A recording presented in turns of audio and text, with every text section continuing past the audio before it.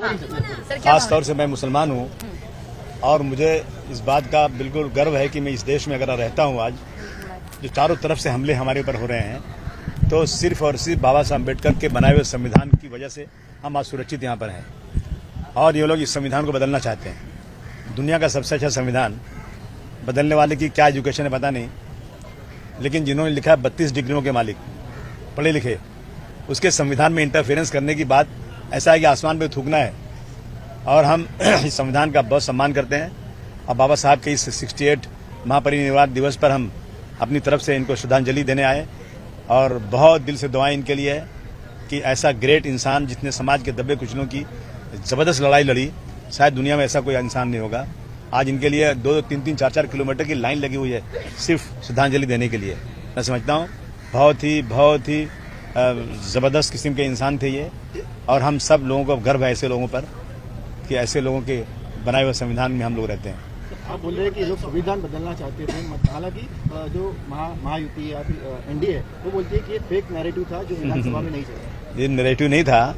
इनके जो उम्मीदवार थे उन्होंने ऐलान किया था कि अब की बार 400 पार कर दो तो हम संविधान बदल देंगे। ऐलान किया चिल्ला कर, समझा। अब दाल नहीं गली ना तो कह रहे ना कि बस क्या बोलते शर्माई बिल्ली, वो हालत है। इनको ताकत पूरी नहीं मिली, वरना ये संविधान की छेड़छाड़ करना चाहते हैं।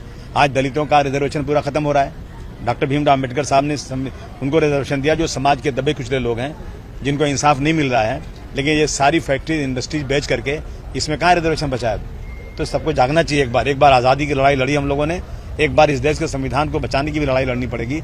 और जो लोग इस देश के अंदर समाज के दबे कुचलों के साथ नाइंसाफी कर रहे हैं, उनके खिलाफ भी लड़ाई लड़नी पड़ेगी। सर, महायुति एक तरफ कहती है कि हम संविधान के मार्ग पर चलेंगे, तो क्या अब महाराष्ट्र को एक है तो सेफ है और बटेंगे तो कटेंगे, इस तरह के नारे की जरूरत है? अगर संविधान के मुताबिक चल रहे हैं तो मैं समझता हूँ कि जब जजमेंट आया सुप्रीम कोर्ट का, उसने कहा कि मेजॉरिटी चाहती है कि बाबरी मस्जिद की जगह पर मंदिर बने। मेजॉरिटी चाहती है, संविधान नहीं चाहता। अगर मेजॉरिटी से फैसला होगा तो हम तो हमेशा माइनॉरिटी में रहेंगे, हमारे खिलाफ फैसला होगा। और ये 6 दिसंबर को बाबरी मस्जिद डिमोलिश क्यों की गई? जानबूझकर कि हम संविधान को नहीं मानते, इसलिए उस दिन इन्होंने डिमोलिश किया था। मैं समझता हूं कि महायुति का जो है ना, मुंह में राम बगल में छुरी, बोलना कुछ है काम कुछ है। तो सर, महायुति का कल जो सरकार स्थापित हुई, शपथ विधि हुआ, उसमें एक भी विपक्ष का नेता नजर नहीं आया। क्या आपको निमंत्रण दिया गया था और विपक्ष का एक भी नेता नजर नहीं आना, किस तरह से दिखते हैं इसको? नहीं, ऐसा है कि विपक्ष ही कहाँ है, बहुत कम विपक्ष है। अब नहीं कोई क्यों नहीं गया? मैं तो था नहीं, यहाँ पे बाहर था, मैं इसलिए नहीं गया मैं। लेकिन अब वो चुन कर आए, उनको बधाई, मुबारकबाद उनको। लेकिन मैं यही कहूँगा कि अगर आप ये कहते हैं कि हम छत्रपति शिवाजी महाराज के महाराष्ट्र में हैं, हम उन्हीं के आइडियोलॉजी पर सरकार चलाएंगे, तो कम से कम कुछ लज्जा कीजिए। और छत्रपति शिवाजी महाराज के नाम को इस्तेमाल करते हैं तो उनके रास्ते पर चल के दिखाइए, तो मैं समझू कि हाँ। सर, मरकटवाड़ी जहाँ पर बैलेट पेपर पर चुनाव लेने की कोशिश की गई, वहाँ पर अब ऐलान किया गया है कि राहुल गांधी वहीं से जो है ईवीएम के खिलाफ लड़ाई अपनी शुरू करने वाले। क्या इसमें समाजवादी पार्टी या फिर अबू आजमी, आप जो नेता, देखिए ऐसा है ना, ऐसा है कि अब मैंने एक पाकिस्तान का वीडियो देखा, एक कोई जिसने इलेक्शन का इंचार्ज था ऑफिसर, उसने कहा कि मुझे फांसी हो जाना चाहिए। मैंने ऐसे लोगों को हरा दिया जो 70,000 से चुन के आने वाले थे, उनको मैंने 70,000 से हरा दिया। हम लोगों ने बहुत गलत किया, हमको फांसी होना चाहिए। हम सुसाइड करना चाहते हैं, परंतु सुसाइड करना गुनाह है, पाप है, इसलिए हमें सजा दी जाए, चौराहे पे हमको फांसी दे दी जाए। हमने गलत काम किया है। तो मैं कहता हूँ राहुल गांधी जी से उस आदमी को पकड़ो जो कह रहा है कैसे उसने हराया। कहीं वही टेक्निक यहाँ भी तो नहीं चल रही है।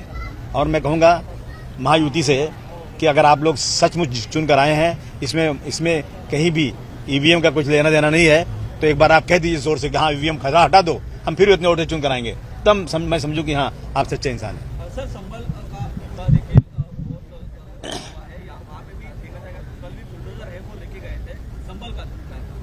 नहीं, देखिए ये बहुत गलत हो रहा है। अभी समझिए जब एक बार 91 में एक लॉ बन गया तो फिर उसमें जो भी ये पूजा स्थल है जिसका है 1947 में जैसा था वैसा ही रहना चाहिए। मैं इस देश की 140 करोड़ जनता से मांग करना चाहता हूं कि 91 का जो कानून है वो लागू होना चाहिए। जिसकी मंदिर है, जिसकी मस्जिद है, जिसका गिरजाघर है, जिसका गुरुद्वारा है, जिस तरह था 1947 वैसे ही रहना चाहिए। इसमें कोई इंटरफेरेंस नहीं होना चाहिए।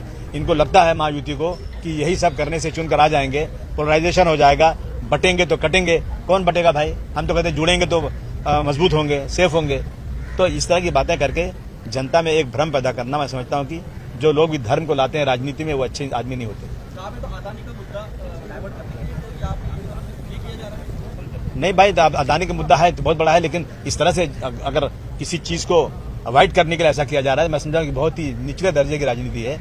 इस देश में रहने वाले हर व्यक्ति को अपने अपने पूजा स्थल पे रहना, उसमें इबादत करना, और ये देश धार्मिक देश है। हर आदमी को अपने धर्म से मोहब्बत है, उसके लिए मरने कटने को तैयार रहता है। तो सरकार ऐसा कोई काम नहीं करे कि रोजाना सिर्फ धर्म के नाम पर लोगों को बांटे। देश में भुखमरी है, देश कर्ज से डूबा जा रहा है, देश के अंदर लोगों का काम नहीं है। हर बच्चा पैदा होने वाला 2,60,000 का कर्जदार है। इस पे सोचो, इस पे बात करो तो मैं समझूं कोई अच्छी बात हो रही है। मस्जिद का लाउड स्पीकर उतार देंगे, मस्जिद में घुस के मारेंगे, मस्जिद के नीचे हर जगह मस्जिद के नीचे मंदिर है। इसी चीजों से परहेज होना चाहिए।